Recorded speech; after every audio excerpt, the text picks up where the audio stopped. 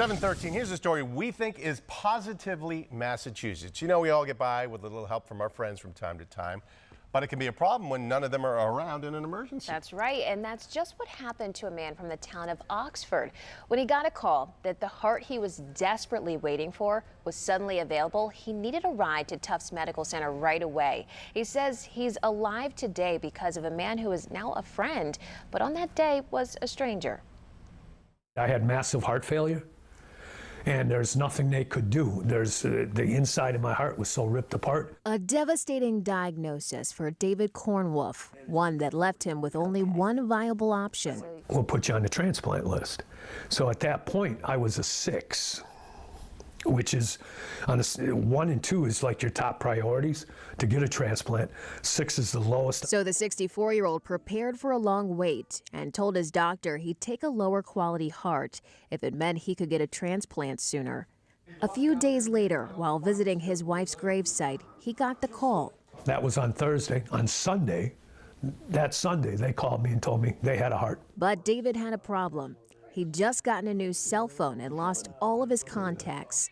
It was Labor Day weekend. Uber and a car service out of Worcester weren't available.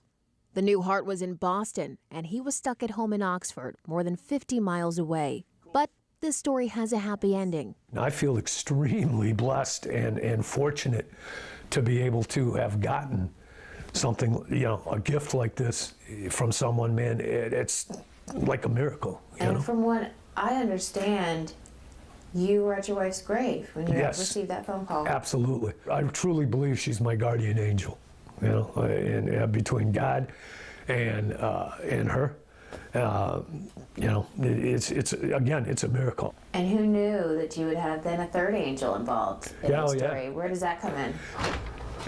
Jay! David, what's up, brother? What's up, kid? Good to see you, man. David met Jay Tolan just one time when he was in the hospital. Jay had a heart transplant 6 months ago and is now an ambassador for Heart Brothers, a Marlboro-based nonprofit that provides all kinds of support to transplant patients. David found his card and called him. I said, look, you know, I don't know if you remember me, and he did. And I said, look, I hate to bother you. It's Labor Day, Sunday, 4:30 in the afternoon.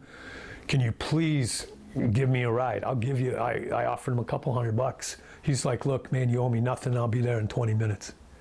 And Jay came out of the goodness of his heart and gave me a ride to Tufts, brought me up there, showed me, took me all the way up, man, through the whole process. You got this phone call. It's Labor Day. What was your reaction when you found out who was on the other line? The time I had in the hospital, I waited 194 days. But with the time in there, I promised myself that if I made it through alive, that I wanted to give back. How would you describe, you know, how important he is to you now, knowing that he answered the call and probably the most important call of your life? It was the most important call of my life. If it wasn't for Jay, truthfully, I don't think I'd have my heart today.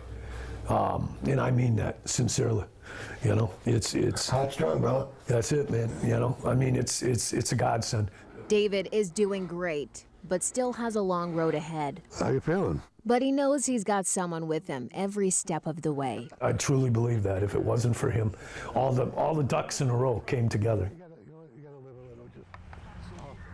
And David Cornwolf also plans to become an ambassador for Heart Brothers once he's well enough. But both he and Jay Tolan couldn't say enough kind things about the doctors, the nurses, the therapists that treated them, but believe it's really helpful to be able to talk to someone who really understands, you know, what he's going through. You could tell those guys, I mean, they developed a real bond through all of this. They absolutely did, and it was funny. We were talking about where they go for breakfast, like a diner that's very close by where they live, and they like getting the heart stopper omelet.